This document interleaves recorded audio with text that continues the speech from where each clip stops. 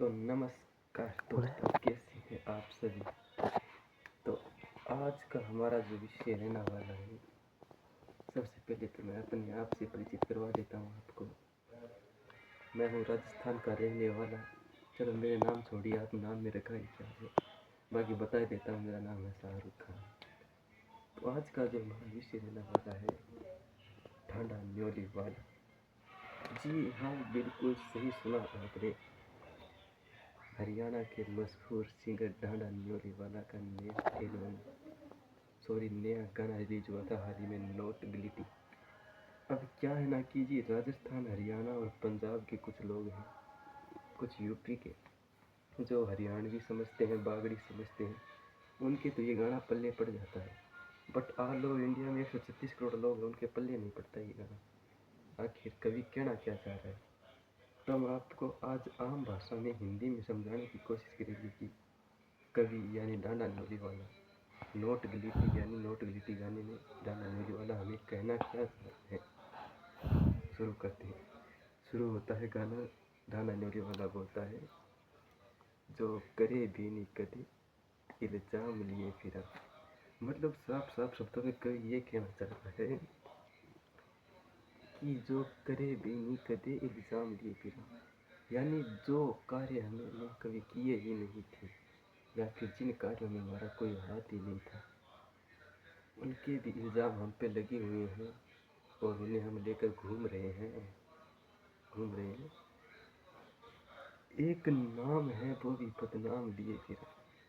मतलब आगे कभी क्या कह रहे हैं कि नाम एक है, कुछ एक लोगों के 2-4 नाम होते होंगे, लेकिन भाई हमारा जो कवि है ढांडा न्योली वाला, उसका एक ही नाम है। और वो कह रहा है उससे भी हम बदनाम लेके घूम रहे हैं। यानी हम घूम तो रहे हैं, लेकिन हमारा एक लौता एक ही नाम है सिर्फ, उसे भी बदनाम घोषित कर दिया है लोगों ने, और उसे लेकर हम घूम रहे हैं। आगे कहता है, कभी एक तू है जो खड़ी है कमाई पे तक, बाकी दुनिया खिलाफ है तमाम लिए क्या।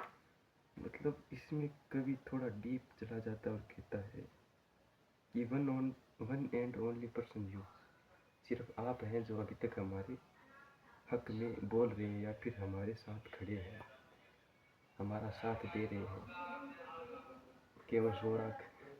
बाकी दुनिया खिलाफ रहे तमाम लिए फिर। बाकी दुनिया में 2.5 बिलियन लोग हैं, सारों को हम हमारे खिलाफ में बोल रहे हैं, सिर्फ आप हैं जो हमारी तरफदारी कर रहे हैं, बाकी पूरी दुनिया हमारे खिलाफ बोल रही है। रोकिए फिर वीडियो में, रोकी गाना बोलिए ना, रोक दे। रुक जा, कालो कालो आ रही है, कालो कालो रुक जा कर कभी कभी कर रहा है?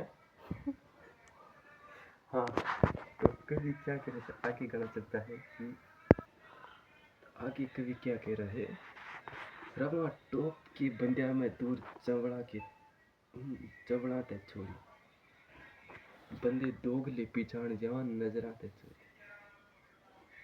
यानी कवि कह रहा है, कवि ये कह रहा है कि रवा टोप की बंदिया में हम उन लोगों के साथ रहते हैं, या फिर हमारा उठना बैठना उन लोगों के साथ है जो टॉप पे यानी ऊंचे रहते हैं, जिनका किरदार ऊंचा है, जिनका सिर ऊंचा है, या फिर जिनके पास पैसा मोटा है, या फिर उनका नाम है।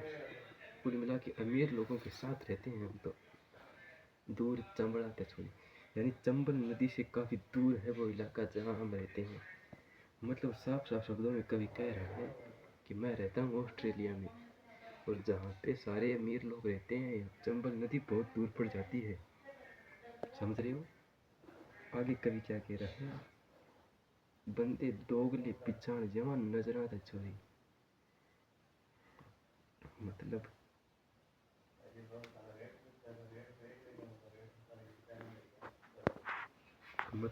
कवि कहना चाहता है कि बंदे दो गले, यानी जिन लोगों के दो गले होते हैं, या फिर जिन लोगों की जो ये गला होता है, ये दो होते हैं, उन लोगों को हम पहचान जाते हैं, नज़रों से देखते हैं।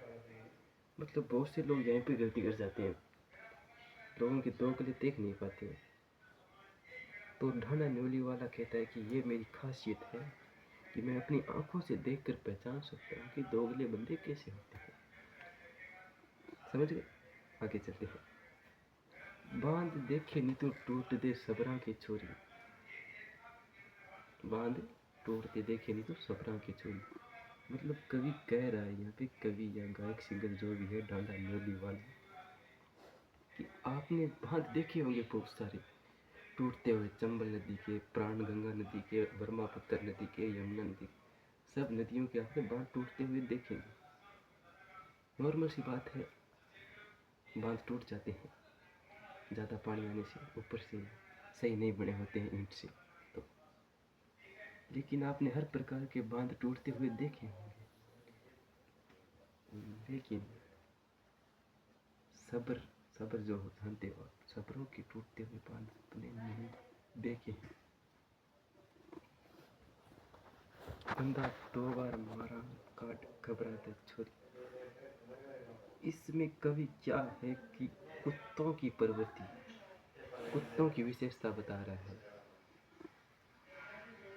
नहीं, कुत्तों की नहीं बता रहा। कवि कह रहा है कि हम कोई बंदा यदि मारना होता है तो उसे हम 2 बार मारते हैं, कब्र से बाहर निकाल कर उसे मार देते हैं।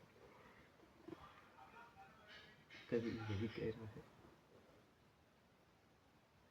लोग सोचे बदुआ के मर जावांगे, मेरी माँ ही भेजी है मेरा राम। तो कवि क्या कह रहा है इसमें? कवि कह रहा है कि लोग जो हमें बदुआएं देते हैं वो अक्सर सोचते हैं, वो ऐसा सोचते हैं कि यदि हम इन्हें बदुआएं देंगे तो ये मर जाएंगे। लेकिन उन्हें अभी इस बात का पता नहीं है कि मेरी माता जी अभी जीवित हैं।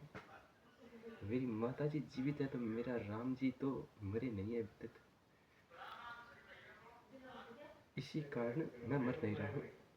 यही बात कह रहा है। लाए फसलां ते आए असलियां पे चोरी, यानी हमने फसल काट काट के असलों तक पहुंच गए। समझे?